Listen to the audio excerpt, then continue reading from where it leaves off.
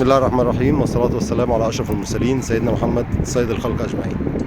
تحيات ليك، معاك المهندس أحمد مصطفى، الشرق الأوسط للاستثمار والتطوير الزراعي للبني كام التنزاني 002 المسجل في وزارة الزراعة المصرية. بني كام الشرق الأوسط 002. قرار وزاري رقم 155 لسنة 2021. للي ما يعرفش البني كام يا حضرات، البني كام من فصائل قصب السكر الأحمر. تمام، حتى الجذور اهي واضحه معاك اهي. تمام، ومن الذره العويجه. تمام، نسيج ما بين السلاله دي والسلاله دي، قدرنا منها ننتج نبات فيه نسبه بروتين ونسبه طاقه عاليه. طيب النهارده لتثبيت التاريخ 27/10/2024. استاذنك كده يا باشمهندس. السلام عليكم ورحمه الله وبركاته. تعالى كده عشان طيب احنا معانا النبات اهوت، خدناه كوديا زي ما احنا محملينه في العربيه كده. خدناه كوديا. احنا النهارده قلنا كام؟ 27/10/2024 خدناه. طيب ادي الكوديا هتبقى موجوده معايا. انا جبت حاجه هنبدا نفسخها زي ما احنا قلنا كده اهو. ادي كده بقى معانا مجموعه نباتات. لو في عود ناشف مفيش مشكله ان احنا نشيله. انا عندي النبات، انا يهمني النبات ده. لو انت ركزت معايا هنا هتبص هتلاقي ان النبات الجديد طالع منين؟ من تحت اهو. شايف النقطة دي؟ طيب نبات تاني هتبص هتلاقي ان النبات طالع لي من تحت اهو. يعني مش شطارة اللي انا احط مجموعة، لا، انا عايز ده يربي لي الخلف اللي هي موجودة دي، اللي هي هتبقى عبارة عن بذور، جرابات فيها بذور وطالع من قلب الورقة هنا اهو.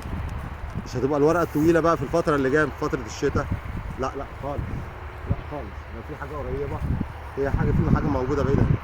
طيب عشان النبات ده اقدر ازرعه في الارض بالمنظر ده، انا كل اللي انا طالبه شايف المجموع الخضري ده اهو، ده هيتشال. بقى النبات شكله معايا عامل ازاي اهو اهو. انا عايز العصاره دي ترد لي وتطلع لي النباتات اللي هي طالعه من تحت اهي. اكيد انت شايفها واضحه في الصوره اهي.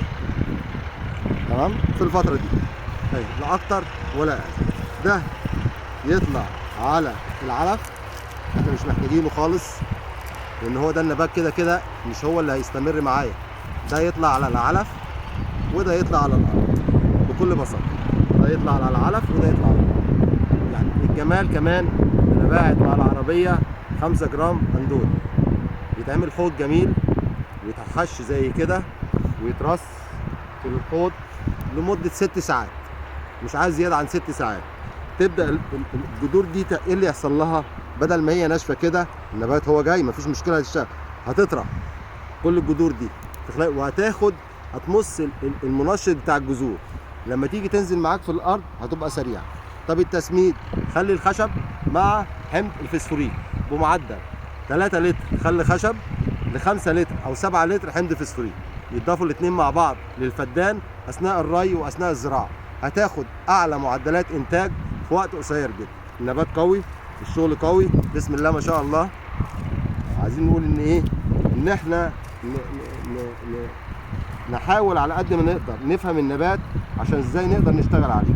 شايف اهو 5 نباتات في ايه؟ في مفيش اهو. وكل واحد فيهم جايب خلف من تحت، كل واحد فيهم جايب خلف من تحت، كل واحد فيهم جايب خلف من تحت. بالتوفيق، ربنا يبارك، ربنا يبارك، ربنا يبارك. ارجو بس ان ده يطلع، ده هو بس كده يطلع على حوض ميه في الاندول وينزل مع الارض زي ما احنا قلنا حمض الفسفوريك وخل الخشب.